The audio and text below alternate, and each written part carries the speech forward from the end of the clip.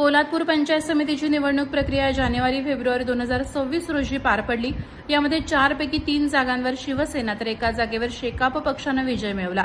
शिवसेना शेकाप युतीने 4ही जागांवर विजय संपादित करत निर्विवाद वर्चस्व प्रस्थापित केलं। कोतवाल पंचायत समिती गणातून अविनाश शिंदे, कापडे बुद्रुक पंचायत समिती गणातून अनिल दळवी, लोहारे जिल्हा परिषद गटातून अनिता भिलारे, माटवण पंचायत समिती गणातून साक्षी कांबळेकर ह्या विजयी झाल्या। पोलादपूर पंचायत समिती सभापती आणि उपसभापती पदाची निवडणूक प्रक्रिया बुधवार 11 मार्च 2026 रोजी पंचायत समिती पोलादपूर येथे तहसीलदार कपिल घोरपडे यांच्या प्रमुख उपस्थितीत पार पडली।